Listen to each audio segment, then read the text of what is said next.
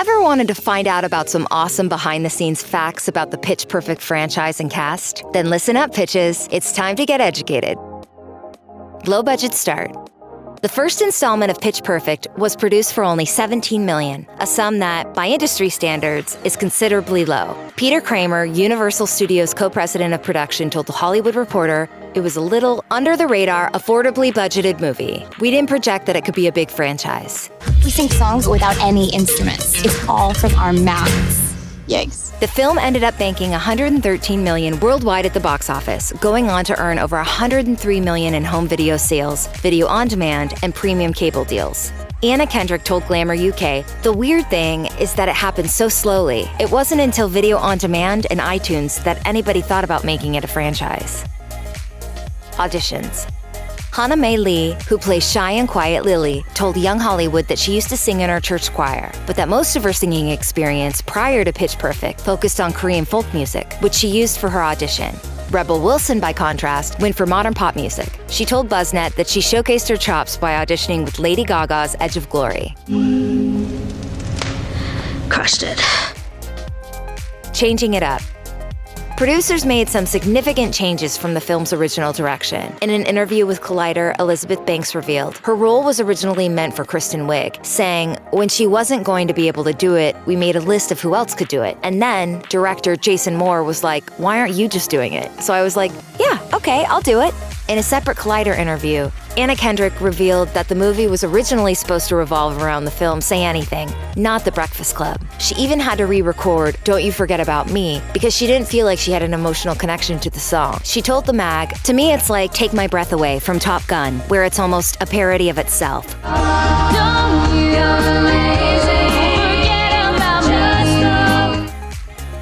Getting messy.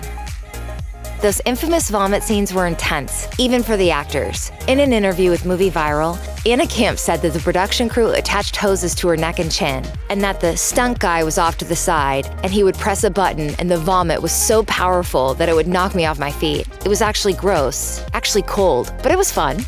And what exactly was getting all over everyone? The cast revealed to BuzzNet that the faux vomit was a mixture of pineapple juice, tomato juice, and chicken noodle soup. Yum. Improv. Multiple cast members described the flexibility for improv in the scripts for both Pitch Perfect and Pitch Perfect 2. Banks told Collider, "John Michael Higgins was hired because he's one of the best improv actors of all time, so we were going to make use of it. We did the script, and then we played and played and played."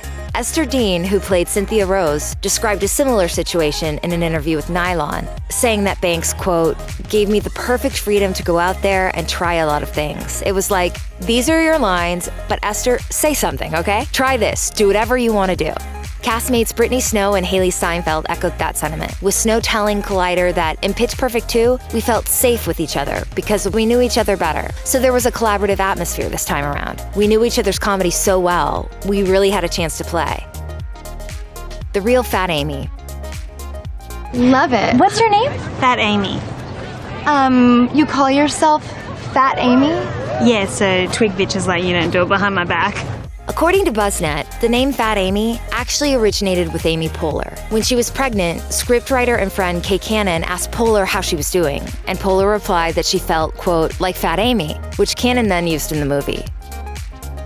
Friends IRL.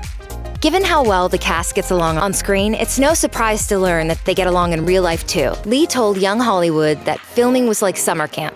"We would have 4 hours of dance and 2 hours of singing a day. We're still friends now. We were all from a different place, yet we were all together making this beautiful and fun movie together." And those friendships have remained intact. Perhaps the most impressive post-filming real-life relationship comes from Camp and Skylar Astin, who got married in 2016. Castmates Wilson, Banks, and Ben Platt attended their fall wedding in California, according to People. And Snow was even one of their bridesmaids. Snow told People, "It's funny, since I've known them from the beginning of them meeting and dating, and now to see them get married, it's pretty surreal." Pitch's got skills. When Dean isn't acting, she's also an accomplished songwriter. She co-wrote Rihanna's What's My Name, Katy Perry's Firework, and has also worked with Nicki Minaj. In an interview with Glamour, Dean described herself as a very emotional writer. "I always need to have a boyfriend. I always need to have some food. I normally work like a vampire. Around 8 to 9 p.m., what I call the spirits actually show up, and then I just go in the booth and scream on top of a track." Lee, in addition to her beatboxing skills, is a fashion designer, even has her own clothing line, telling Young Hollywood, "I love fashion. I've been into fashion since I was really young. I've started my own clothing line, Hanaman, which means just one in Korean. A lot of my pieces are fierce and avant-garde." Twerking and burritos. Remember the scene where Wilson is hit by a flying burrito? It happened to writer Kay Cannon in real life. She said, "I was running on the side of a highway and a group of 5 guys drove by. One threw a burrito at me and I fell over. I looked down and I thought I was looking at my guts when it was really just beans and rice." Snow told Cosmo that she injured her back on the set of Pitch Perfect 2, saying, "One of my favorite scenes to do is this number where we really get dirty with our dancing.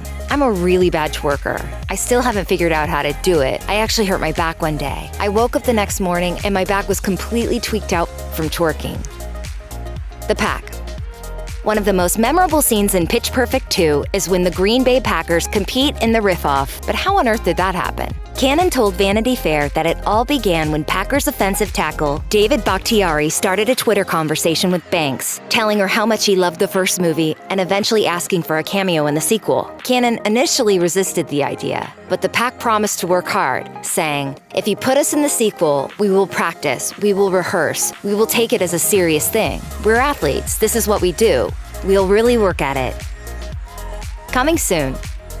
Fans eagerly await the release of Pitch Perfect 3, slated for late 2017. According to IMDb, in the third installment, the now separated Bellas reunite for one last singing competition at an overseas USO tour, but they face a group who uses both instruments and voices. Can they come out on top?